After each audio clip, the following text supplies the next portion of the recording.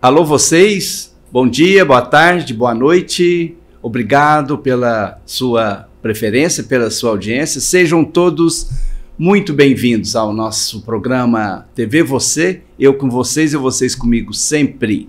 É um prazer muito grande estar com vocês aqui, acompanhando mais uma bela entrevista, inovador, um tema inovador, vocês vão adorar com certeza, porque faz parte muito diretamente do nosso dia a dia e da nossa vida, saudável, claro.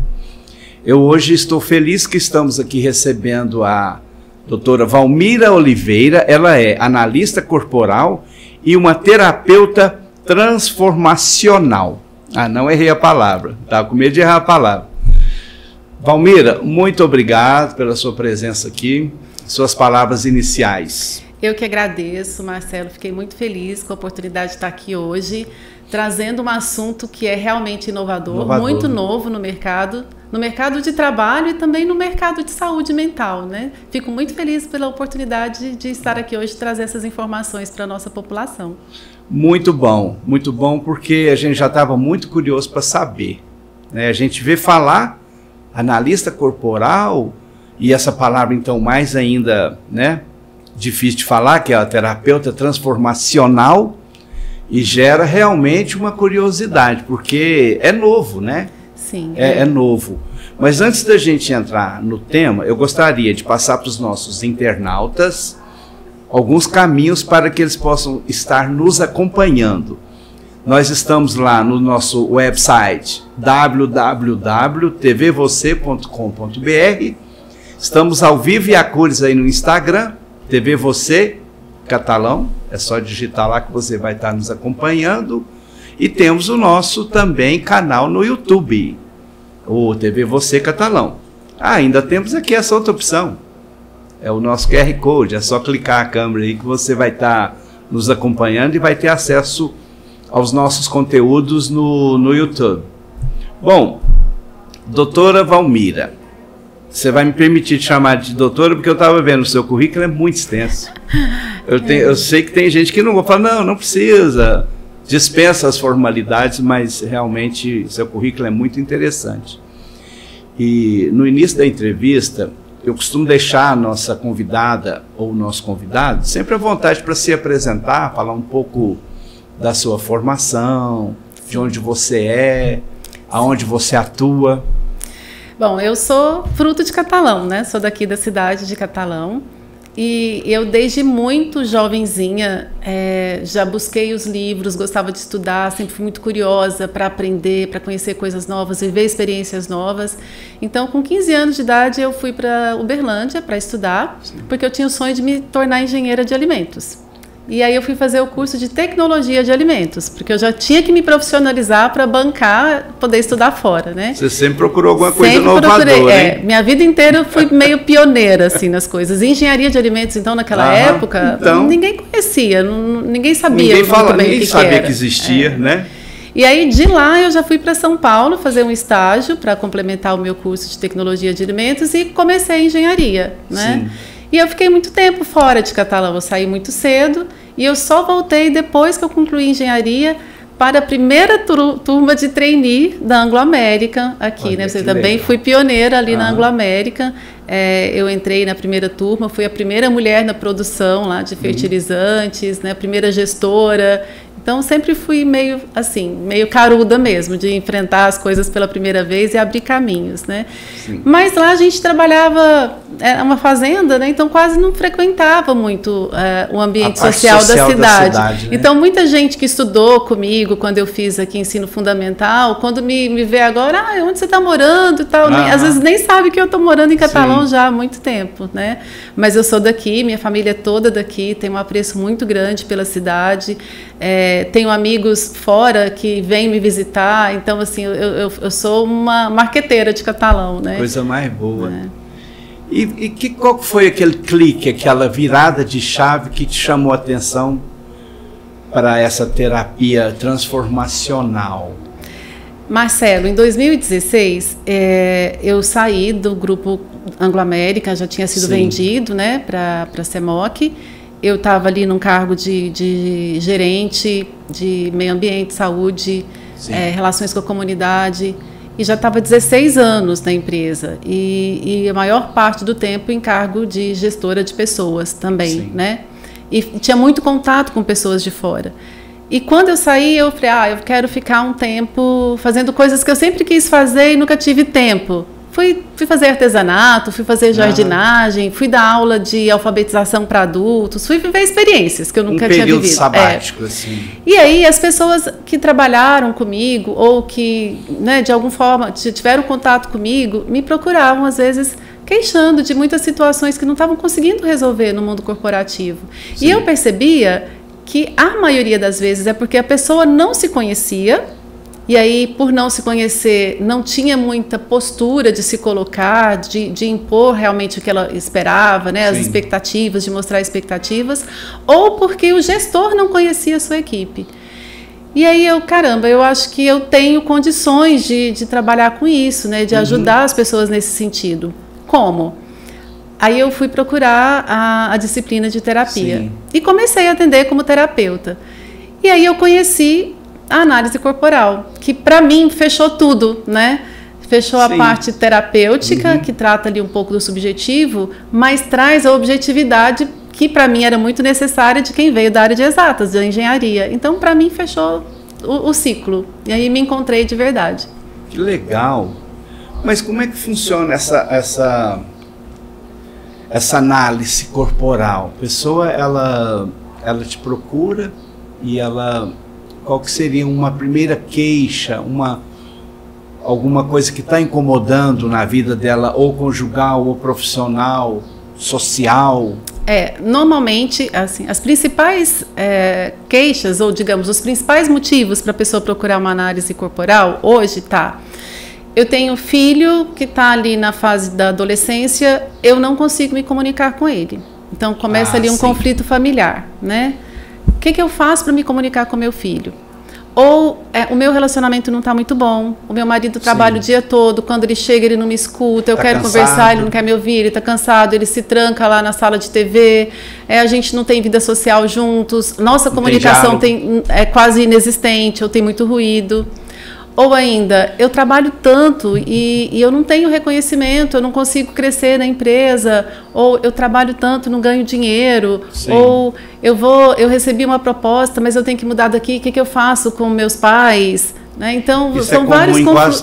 Quase todas as famílias, né? Isso, né? São esses conflitos que a pessoa vai vivendo e ela não sabe como tomar a decisão, às vezes fica muito dividida, muito em dúvida, com medo de se arrepender de uma decisão que veio a tomar. Então, a análise corporal ajuda nisso. É porque eu vejo, na minha ignorância aqui, que se a mente não tiver aliada com o corpo, né? Mente sã, corpo são, né? É um ditado antigo, mas que realmente, né, a gente percebe, Valmira, que se você não tiver emocionalmente bem, o corpo padece. Exatamente. Não seria isso? Tem até um ditado, quando a cabeça não pensa, o corpo padece, né? O corpo padece. Isso é tão antigo, Marcelo, que na Grécia Antiga a gente já tem ali registros de estudiosos, né? Sócrates, penso, logo existo, né? Então, assim, a gente já tem registros de que a humanidade começou a perceber que o ser humano ele não é só um corpo, né? Que tem também uma parte invisível, abstrata. E depois de Sócrates, né, na Idade Moderna, também a gente tem muitos estudiosos que começaram a considerar a mente como uma parte do ser humano, mas não um ser indivisível, né? Que a gente podia fazer o estudo separadamente. E depois Freud, né, o pai da psicanálise, que foi quem trouxe para nós que o psicológico influencia muito no nosso dia a dia, na nossa vida, na nossa saúde física, inclusive, né?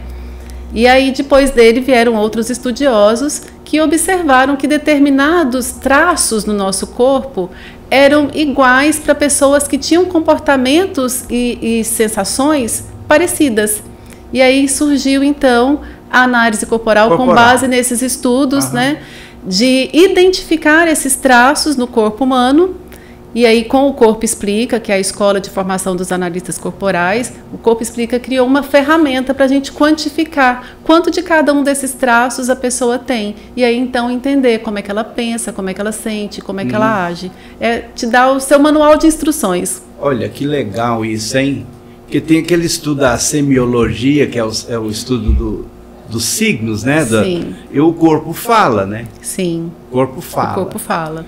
Mas aquela pessoa que é introvertida, que tem dificuldade de conversar e está vivendo momentos de angústia, de indecisão, de algum tipo de sofrimento, às vezes ele se recolhe, ele se isola, né? Um jovem, por exemplo, que está ali naquela fase muito indefinida da vida, ele se tranca num quarto, ele vai para aquele mundo dele ali, né?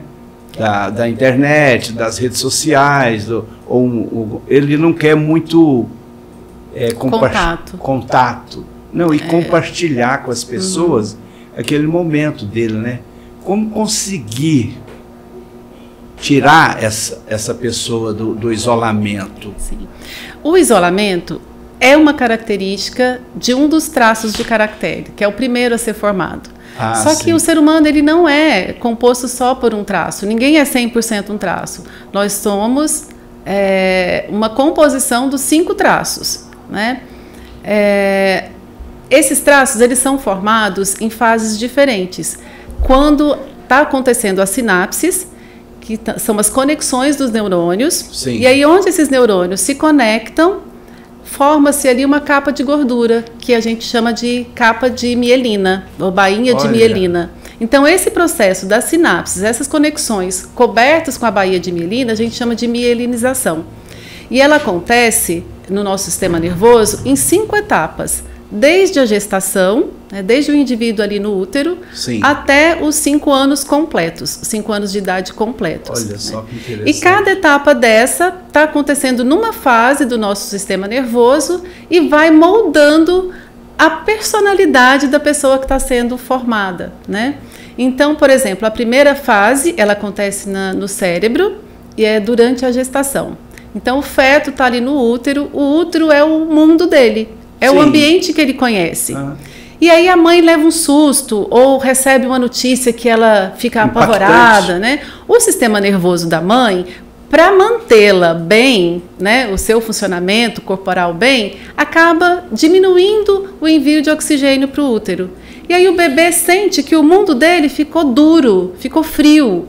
E aí, se ele mexe, a mãe lembra que está grávida e, de novo, tem aquela interrupção da oxigenação. Aí ficou mais frio e mais duro. Aí ele sente que, poxa, quando eu manifesto que eu existo, o meu mundo fica ruim. Então, vou ficar quietinho aqui. Sim. Não vou mais mexer. Ele sente que ele é rejeitado quando ele mexe. Olha, lá e aí essa é a primeira percepção que o indivíduo tem, a percepção da rejeição. Incrível, né? Sim. E aí ele, para eu não me sentir rejeitado, então não vou mais me mexer. E aí toda a energia que ele está recebendo, ele canaliza para a cabeça. E aí então são pessoas que, quando tem o pico nesse traço de caráter, esse primeiro a gente chama de esquizoide, são pessoas que vão ter como evidências no corpo dela, formatos do corpo. São corpos muito alongados, retilíneos, as articulações bem aparentes, né? Sim. E são pessoas mais introspectivas, são pessoas extremamente criativas, aquelas pessoas que têm ideias mirabolantes, fora da caixa, e ela não gosta de contato com as outras pessoas, porque ela tem medo de ser rejeitada. Então ela se isola para fazer o que ela tem de melhor. Ao mesmo tempo que tem a dor da rejeição, o organismo mesmo já cria habilidades, que nós chamamos de recurso, para lidar com essa dor. Então ele vai ser muito bom nessas habilidades que está desenvolvendo, na parte racional, lógica, criativa. E aí essa pessoa vai ter uma necessidade maior de ficar isolada, que a gente chama de ficar de caverna. Só que ela não é 100% esse traço. Ela passou pelas outras fases de mielinização. Então ela tem um pouco dos outros traços também. Então como é que a gente pode se aproximar dessa pessoa? Conhecendo quanto que ela tem de cada traço, você vai ter ali a chave para abrir a porta de acesso a essa pessoa. Vamos supor que ela tem ali um pico no traço de esquizoide, que seria lá 30% dela, mas ela tem ali 12% do segundo traço a ser formado, que é o oral, que é quando a mielinização está acontecendo aqui na região cervical. Sim. É a fase que o bebê nasceu, depois de um mês ali de nascido. Como é que ele manifesta a existência dele no mundo? Ele chora. Sim. Ele está com fome, ele chora. Ele está com sono, ele chora. Ele está com cólica, ele chora. Ele está com uma etiqueta da roupinha aqui incomodando. Ele chora. Aí a mãe vem e acha que está com fome, dá a mamadeira. Ele continua chorando. Aí às vezes a mãe sai um pouquinho, ele se sente abandonado, ele chora. Então a dor desse traço, segundo traço a ser formado, é a dor do abandono, o oral. E aí para não ser abandonado, qual recurso que ele constrói? Ele é o acolhedor, ele é aquela pessoa que é muito simpática, ela gosta de falar dos sentimentos, gosta de ouvir os problemas dos outros, ela é acolhedora, né? Então, todos nós temos um pouco desse traço. Aí vai que você tem um adolescente que tem 30% de esquizoide, mas ele tem ali 13%, 15% de oral, como é que você vai chegar nessa pessoa? Leva essa pessoa para vivenciar experiências que aguçam nela os 5 sentidos. O tato, o olfato, o paladar, né? Acessa essa pessoa pelos outros traços. Porque pelo esquizoide você não vai acessar. O esquizoide ele não quer contato físico, ele não quer, ele quer ficar na dele. Aí você vai acessar pelos outros traços. Na terceira fase de mielinização, esse processo da capa de mielina está acontecendo na região torácica, né? E é a fase que a criança começa a fazer ali umas brincadeirinhas, umas gracinhas, e os pais batem palma. Cada vez que ela faz uma gracinha, o pai bate palma. Ai, que lindo e tal. Né? Aí chega uma visita, o pai fala, ele aprendeu a fazer bilu-bilu, faz. Aí o bebê não faz. Faz, o bebê não faz. Ah, não, então deixa. Aí ele percebe que se ele não faz o que os outros esperam, ele é deixado de lado, né? Então ele se sente manipulado. Quer dizer que só vão gostar de mim quando eu fizer o que querem que eu faça? Essa é a dor desse traço. Para evitar sentir a dor da manipulação, esse indivíduo vai desenvolver habilidades de quê? Ele vai ser extremamente estratégico, ele vai ser aquela pessoa que tem muita facilidade de ler os outros, de reconhecer a necessidade do outro, de ir atrás do que ele quer com pessoas que ele sabe que vai poder fazer aquela parceria com ele, mas no sentido de ser um ganha-ganha. Os dois vão ganhar com isso. É uma troca. É uma troca, mas é uma pessoa extremamente articulada, que conecta os fatos com pessoas, conecta dados, vai ser um ótimo líder, vai inspirar as pessoas que trabalham com ele, né? Tudo para evitar a dor da manipulação, que é a dor existencial que ele nasceu. A quarta fase é quando a criança está ali no desfraude, né? A mamãe fala, olha, quando você quiser fazer xixi, cocô, avisa para a mamãe que a mamãe vai levar você lá para o piniquinho. Sim. Aí a criança não tem ainda o controle dos esfíncteres, né?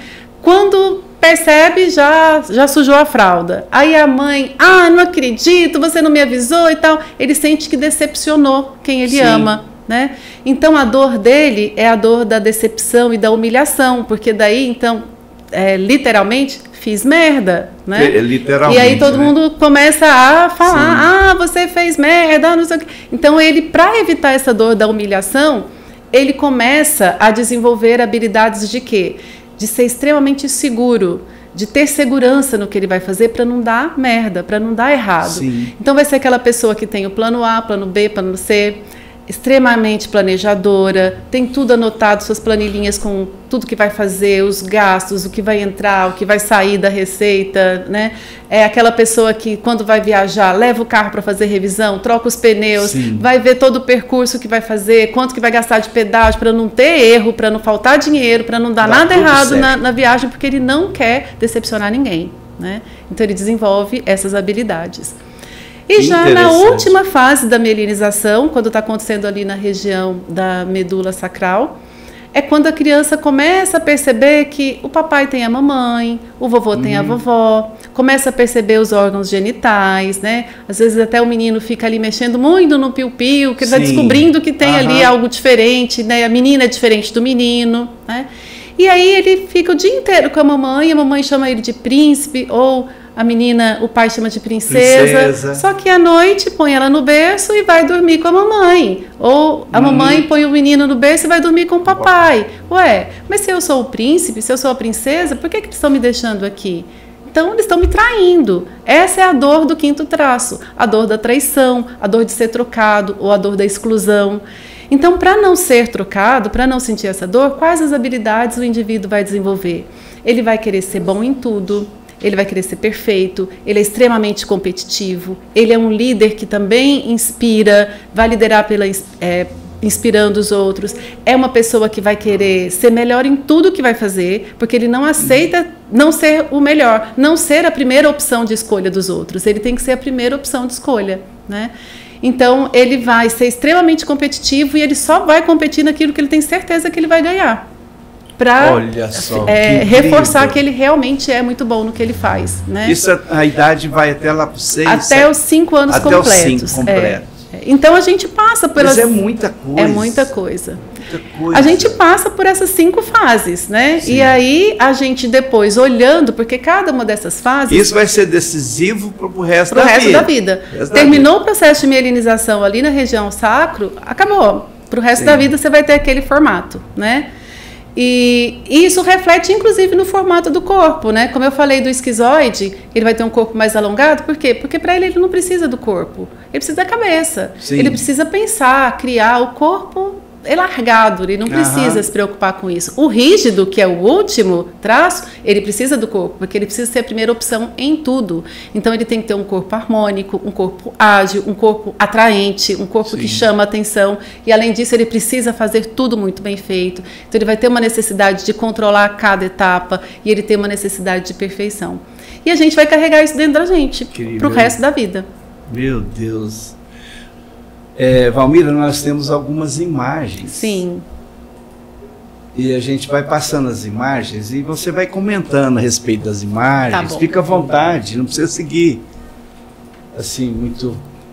isso aí já seria um cartão de visitas, isso. Né? Aqui, né, as etapas de formação da mielinização, né? De comentar. Isso. Então, ali na cabeça, a parte branca, a mielinização está acontecendo na região do cérebro, e ali é a formação do primeiro traço de caractere, que é o esquizoide, né? Sim. Aí, na segunda fase ali, que está um pouco mais escuro, que é da região cervical e dos braços, né?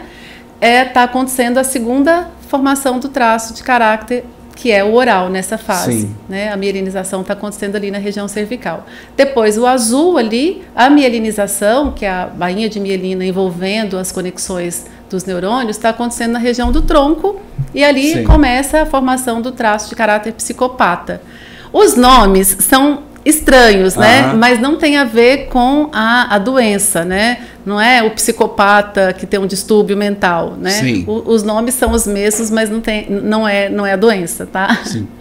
Aí depois a parte laranja, que é a quarta fase, né, da mielinização, que está acontecendo ali na região sacro, que é a formação do traço de caráter masoquista. E o último ali, o verde, que é a quinta fase, que está acontecendo a formação do traço de caráter rígido. E aí, qual que é o resultado disso no corpo, né? Como é que a gente vai identificar isso nas pessoas? Quem tem quanto de tanto, né? Pode passar, Gabi. A outra. Que a análise corporal pode ser utilizada, isso. Né? Então, por que é importante eu saber, né?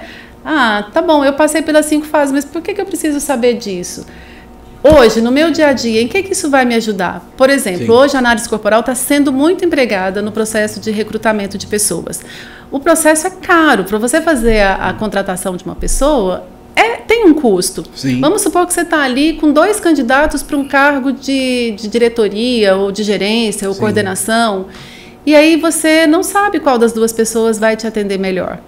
Você chama um analista corporal, ele, olhando os requisitos da vaga, faz a análise corporal dos 2 candidatos e ele vai poder te indicar qual dos 2 tem mais aderência com os requisitos da vaga, pela forma dele pensar, sentir e agir, né?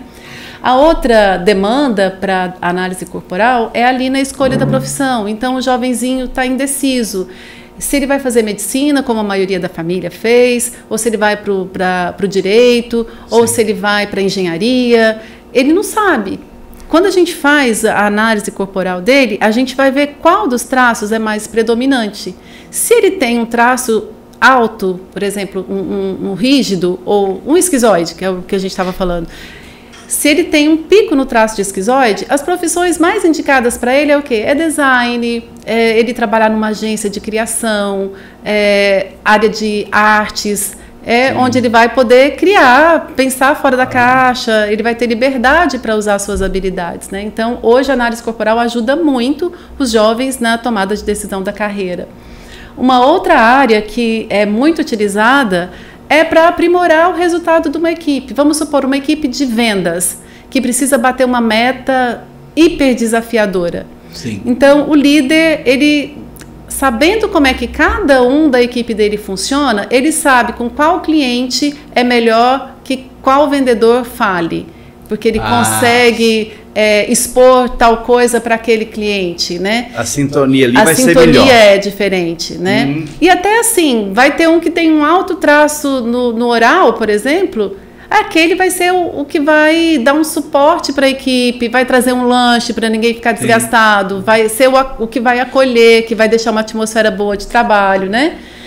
E agora, recentemente, né, nós temos aí a revisão da NR1, que trata da saúde mental. Então, no trabalho. Então, alguns postos de trabalho que demandam muito da pessoa emocionalmente, né, que ela vai estar exposta a esse risco, a gente fazendo o traço de caráter dela, a gente vai poder dar sugestões de pequenas alterações que ela pode fazer na rotina dela para que não cause esse desgaste do traço, né, que os traços dela sempre fiquem no recurso. Sim.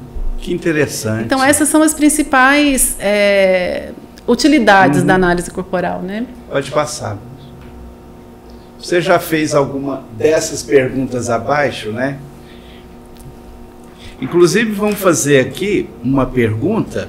Nós vamos fazer uma pergunta aqui, que ela vai poder até servir de um takezinho para a gente. Tá bom. Nós vamos pedir um breakzinho e aí a gente faz a pergunta.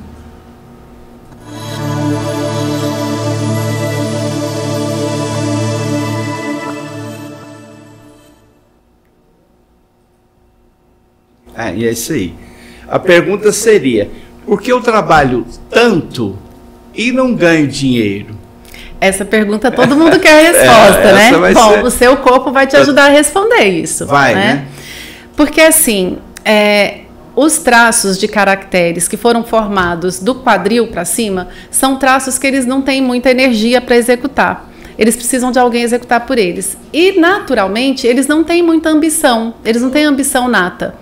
Então, essa ambição precisa ser provocada para ele poder ir atrás do dinheiro. Então, se é uma pessoa que tem pico nos 3 primeiros traços, psicopata, oral e esquizoide, ela vai precisar ter essa ambição provocada para ela ir atrás do dinheiro. E quem é, por exemplo, masoquista, o psicopata e o rígido já tem essa ambição nata, né? O masoquista não. Quem já tem essa ambição nata, para que eu quero dinheiro? Sim. Às vezes a pessoa está trabalhando tanto e não ganha dinheiro, porque o que ela quer fazer com aquele dinheiro? Talvez ela nem tenha um sonho, onde é que ela quer empreender. Então, para que ela quer esse dinheiro? Ou às vezes ela quer esse dinheiro para emprestar para alguém, ou para usar para outra pessoa desfrutar. Então, o traço do rígido, do psicopata, mas por que eu vou trabalhar tanto se não é para mim? Sim. Né? Então, é uma questão de você entender realmente como é que é seu funcionamento e colocar os seus traços nos recursos para você ter o sucesso, para você ter ascensão, para você ter conquistas, né? Aí tudo vai mudando. Tudo vai mudando na sua vida. Muito legal. E tem uma outra que a gente também poderia estar elaborando aqui. Também a gente pode estar fazendo.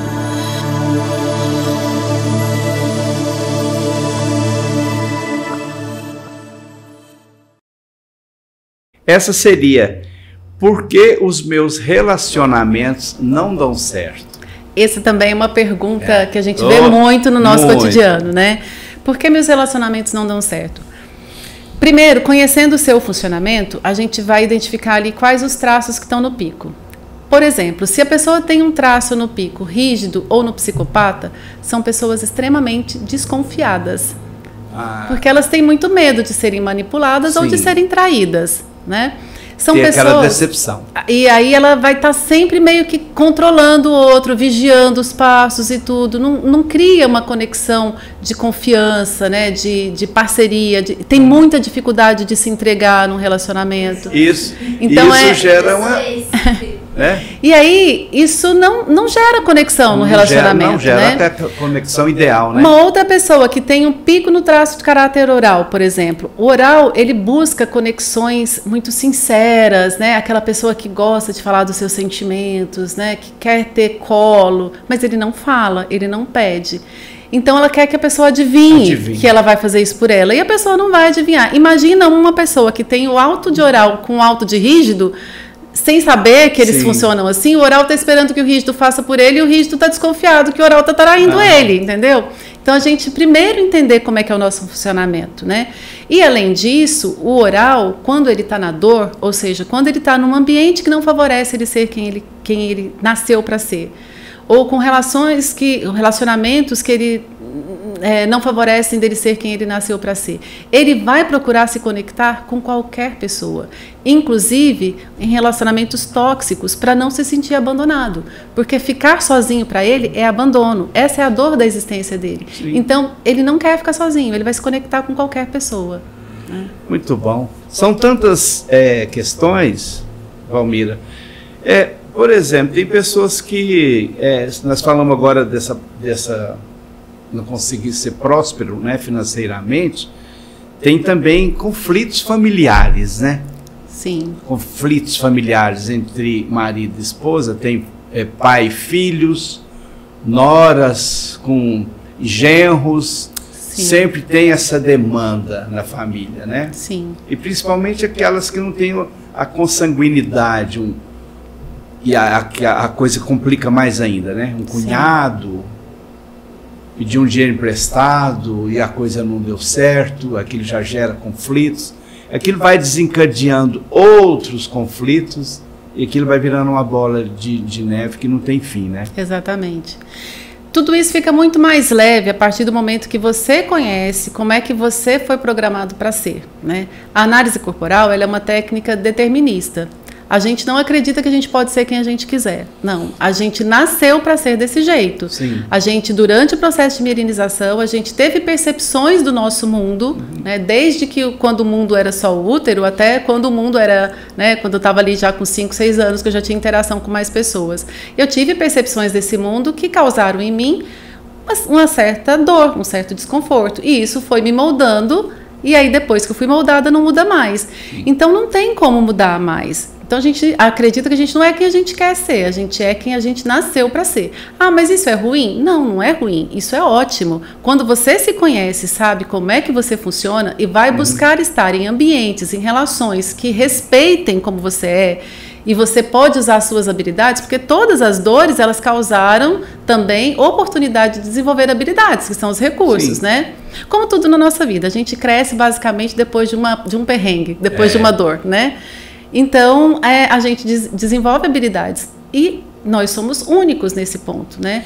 Quando a gente conhece o nosso funcionamento e conhece o funcionamento das pessoas que convivem com a gente é capaz de ter, primeiro, consciência de quem a gente é, né? E de não querer ser igual ao outro, de gostar de quem a gente é, sim, né? E de ter controle sobre situações que vão nos favorecer ou não. Então, numa família, quando um casal, por exemplo, quando um conhece o funcionamento do outro, se eu tenho um que demanda mais carinho, mais toque físico, né? Tem até as 5 linguagens do amor, às vezes sim, é o toque físico e tal. E o outro que tem dificuldade de se entregar, que não é de falar dos seus sentimentos e tudo, senta, faz um alinhamento, né? Fala para o outro das suas necessidades, do que você gostaria que fosse feito para ele, e o outro vai dizer do que ele não consegue te entregar, porque isso para ele é muito difícil, ou até combinar pequenas coisinhas que ele pode começar a fazer, né, para agradar, combinar alguns ambientes que sejam favoráveis para os dois, amizades que sejam favoráveis para os dois, né? Então, quando há esse entendimento, esse conhecimento, essa consciência, é muito mais tranquilo de você organizar a rotina de um casal de forma que os dois saiam satisfeitos e não ter cobrança, demandas, cobrar coisas que o outro, de repente, não consegue entregar, porque ele não foi programado para entregar aquilo. É verdade. No Brasil, nós temos situações econômicas desfavoráveis que gera lares desarmonizados.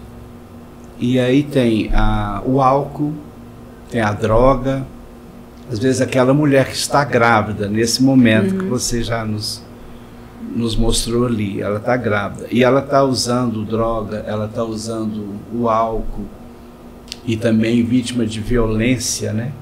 Que isso é um pacote, né? Uma coisa gerando a outra. Então essa criança ela já está vindo, né? Nesse formato aí todo, que com certeza o álcool, a droga e a violência já está interferindo tudo ali. Em alguma fase aí do processo de milenização, sim. Alguma fase já está interferindo ali, né? Sim. E aí aquilo vai determinar aquela pessoa já por quase do resto da vida. Sim. E tem muitos que falam assim, ele é criminoso, ou ele é um assassino, porque ele viveu isso no lar dele. Isso é da educação dele. Vamos supor, uma pessoa que nasceu ali no Rio, está ali naquele morro que tem uma criminalidade altíssima, ele fala que ele é fruto do ambiente onde ele está, né? E o ambiente externo realmente influencia tudo isso, né? Influencia, Por exemplo, uma pessoa do traço de caráter rígido, para ele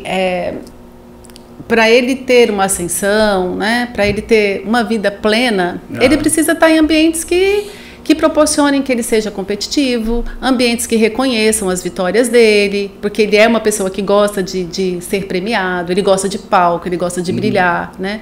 Se ele está num ambiente que ele não pode manifestar a ideia dele, que ele não pode competir, ou que ele compete e não premiam, né? Numa equipe que, por exemplo, ele faz todo o trabalho, porque ele tem muita energia nas pernas, então ele é muito executor, mas aí não sai o nome dele no resultado, vai o nome do outro. Ele com certeza vai viver na dor, né? A análise corporal, a gente não trata as dores existenciais, né? Então, se a pessoa chega para mim e fala, eu quero fazer uma análise corporal porque eu sofri um abuso na infância. Eu não trato a questão do abuso, eu trago para hoje. O que hoje isso está interferindo na vida dela? Como é que ela está se relacionando hoje com a família e tudo? Eu vou ajudá-la na questão circunstancial. Eu não trato a questão existencial, né? Sim. E outra coisa também, a análise corporal, ela não é um remédio, assim, vai te dar a cura. Não, a gente não promete cura. A gente vai te mostrar como você funciona e a responsabilidade de se colocar em ambientes, em relacionamentos, em situações que te propiciem ser a sua melhor versão é sua. A gente vai te dar sugestões, vai te mostrar quais são esses ambientes, que situações que te favorecem, mas se a pessoa não toma a decisão de querer isso para ela, não vai mudar. Porque às vezes ela passa pela sessão e pensa que a hora que ela foi embora, pronto, eu já sou uma nova pessoa, minha vida melhorou. Já resolvi meu problema. Porque muitas vezes, principalmente em relação à dependência emocional. O que é a dependência emocional? É um distúrbio de prioridades. A pessoa coloca outras pessoas como prioridade na vida dela, né? Então, por exemplo, eu recebi uma promoção, mas eu tenho que mudar de cidade. Mas eu não consigo ficar longe da minha mãe, ela precisa de mim, eu que levo no médico, eu que faço compra no supermercado e tal. Então, ela deixa de colocá-la em primeiro lugar e colocou a mãe em primeiro lugar na vida dela. É uma dependência emocional. Isso é um exemplo de dependência emocional.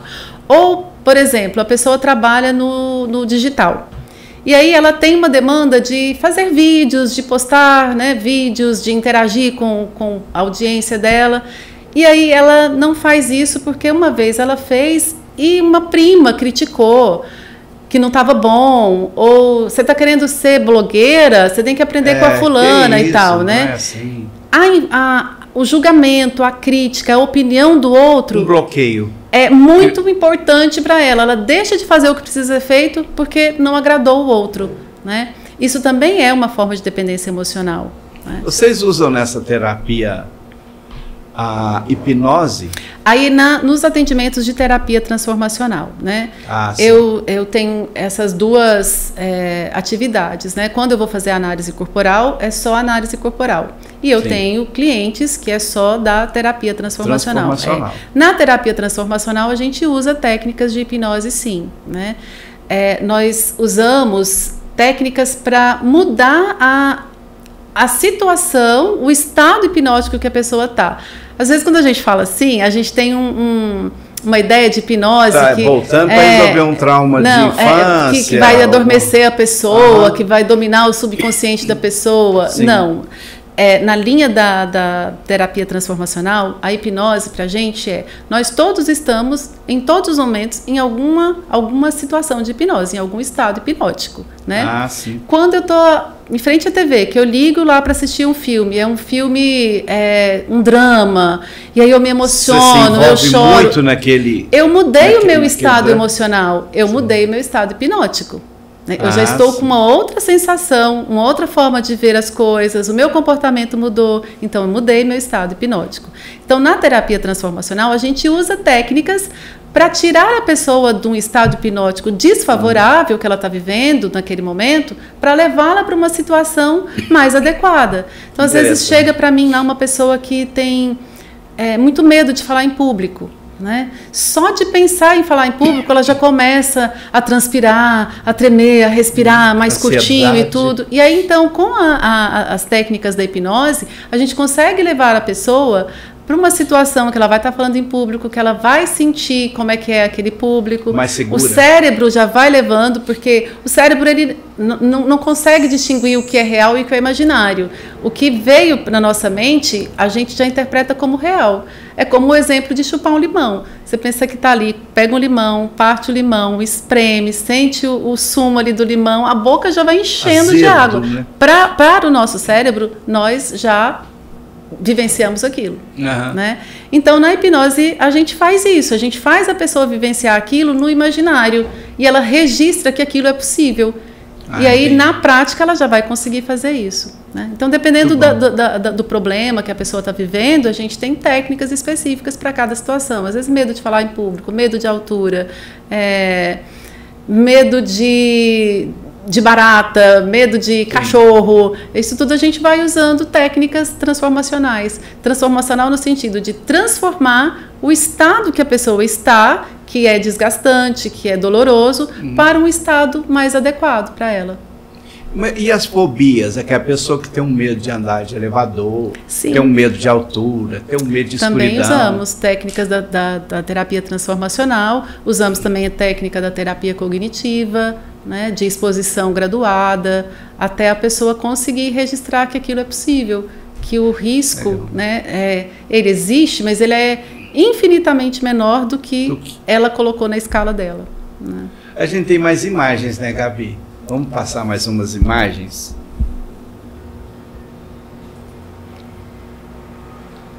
Aqui eu explico, né, o processo de mirinização, que a gente acabou de falar sobre a medula espinhal, né?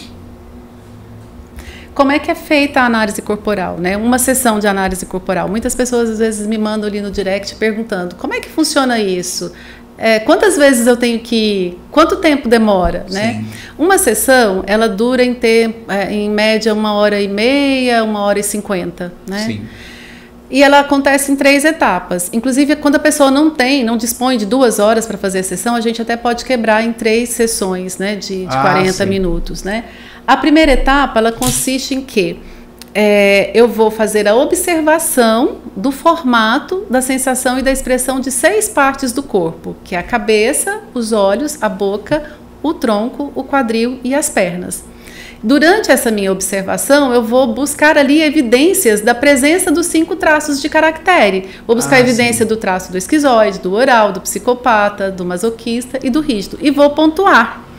Quando eu termino de fazer essa pontuação, eu saio dali com um mapa, que é um gráfico mesmo, né? Um mapa com a porcentagem que ela tem de cada traço. Até trouxe o meu aqui impresso, legal. Né? Aí aqui eu tenho, o meu mapa, por exemplo, eu tenho 27% do rígido, que é aquele último traço a ser formado, que é o competitivo, né? O que gosta de ser inspiração para os outros e gosta de estar com pessoas que inspirem, né? E aí eu dou esse mapa, eu entrego esse mapa para a pessoa. Isso é a primeira parte. A segunda parte, eu vou explicar como é que esse mapa, como é que ela funciona com base nesse mapa. Então, 27% de rígido, sou uma pessoa que gosta de estar com os outros, mas eu tenho 23 de oral. Eu gosto de estar também conectada a pessoas, né? Mais intimamente. Só que o meu rígido é extremamente desconfiado. Então, para eu estar com pessoas mais próximas, eu sou muito seletiva. E assim, então eu tenho pouquíssimos amigos que frequentam minha casa, sim, com quem eu compartilho a minha vida, porque eu sou extremamente seletiva, porque eu tenho 27% de rígido, que é o desconfiado, sim, né? Então eu vou mostrar para a pessoa como é que ela funciona, como é que ela pensa, como é que ela sente, como é que ela age, se ela tem uma tendência à dependência emocional, de se colocar em segundo plano, se ela é mais racional ou emocional, se ela é uma pessoa que gosta mais de ficar isolada ou gosta de ficar com pessoas, se é de ficar com pessoas com que tipo de relação, se é para brilhar ou se é relação afetiva, né? Se ela tem uma ambição nata, e aqui é bom a gente fazer um parêntese da diferença entre ambição e ganância. Ambição é saudável, é o que te faz levantar da cama todo dia. O que você quer da vida? Isso é ambição. O que eu quero para a minha vida? O quanto que eu quero construir? Né? Qual que é meu sonho? Já a pessoa que tem a ambição nata muito baixa, né, a gente fala que tem que provocar, porque senão ela vai ficar na cama, ela não vai levantar, né? Sim. E a gente vai também mostrar o quanto que a pessoa tem necessidade de controlar tudo que ela faz, o quanto ela tem necessidade de ser perfeccionista, né? E aí eu mostro tudo isso no mapa. Essa é a segunda parte. A terceira parte, na sessão, a pessoa pode trazer para mim 3 questões circunstanciais, ou seja, que ela está vivenciando agora, não as existenciais, né? Como eu já expliquei antes.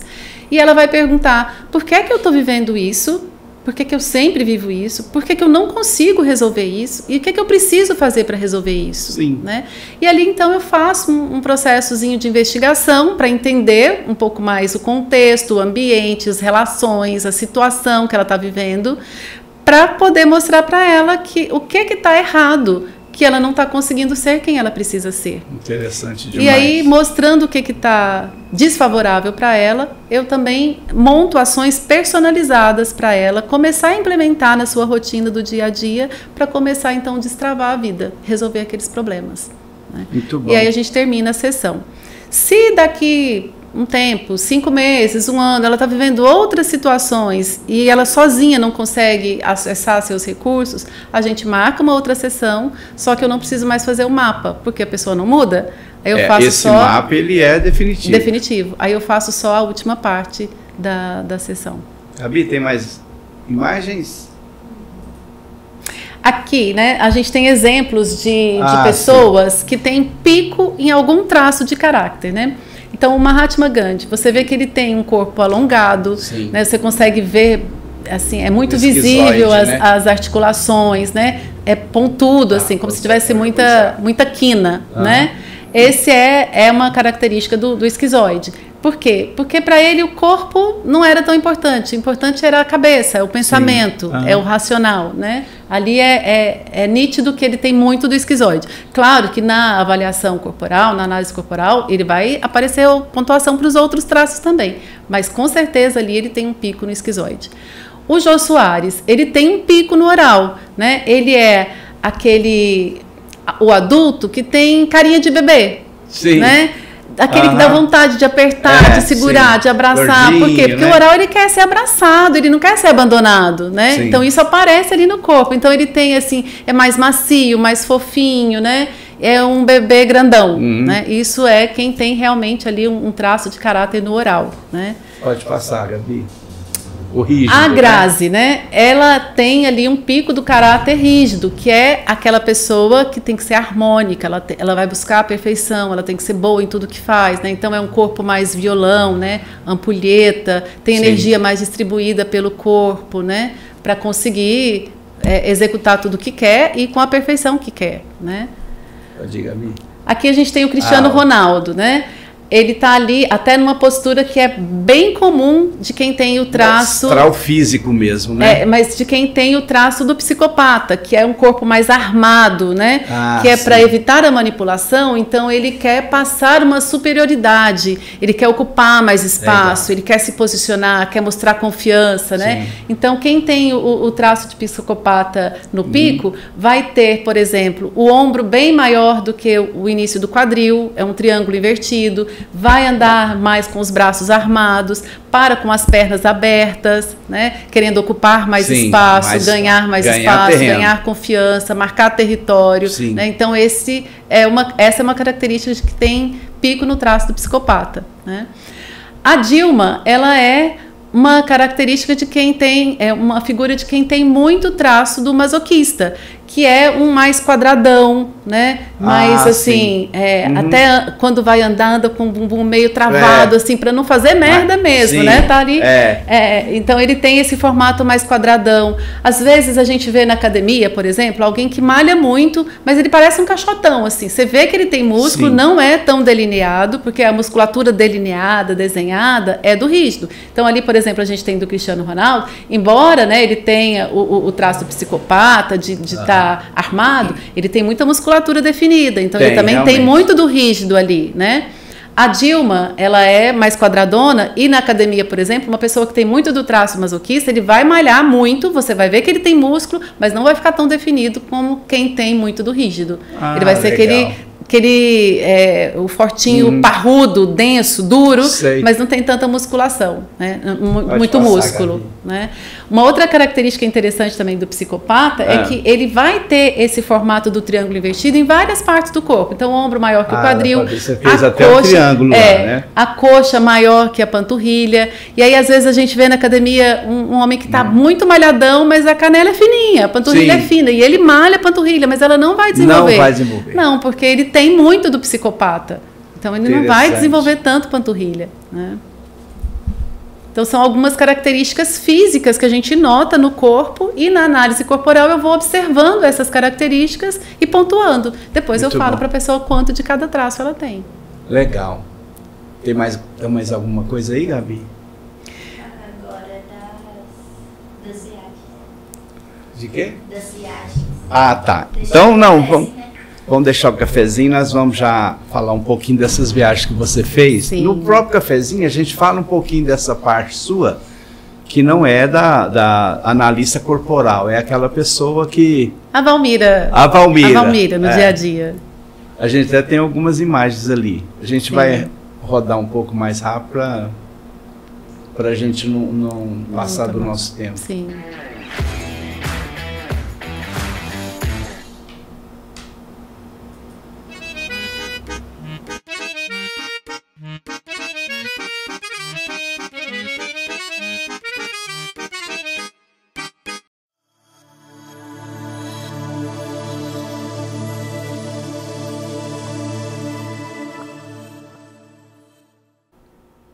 Então, Valmira, conta pra gente aí um pouquinho desse lado seu. Não terapeuta transformacional, aquela Valmira que fica em casa, curte um livro, uma música. Aqui foi quando eu fui fazer um trabalho de auditoria pela Anglo American, né? Eu trabalhei na empresa por 16 anos.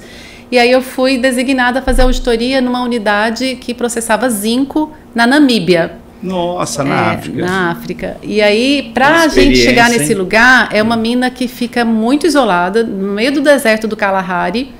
E então a empresa construiu lá uma vila para os funcionários e tinha uma pousada. E aí a gente tinha que pegar esse aviãozinho aí monomotor.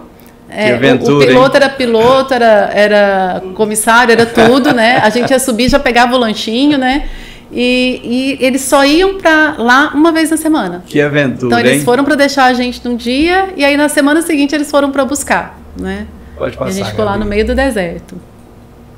Aqui era quando eu estava fazendo engenharia, eu estudei em São Paulo, capital, né? Sim. Então aí jovenzinha indo buscar o sonho, né? De me formar como engenheira e tal. Aí é essa época aí. África. Sim, durante o tempo que eu trabalhei na empresa, eu era também gestora da área ambiental. E a questão da água na mineração é muito relevante, né? Sim.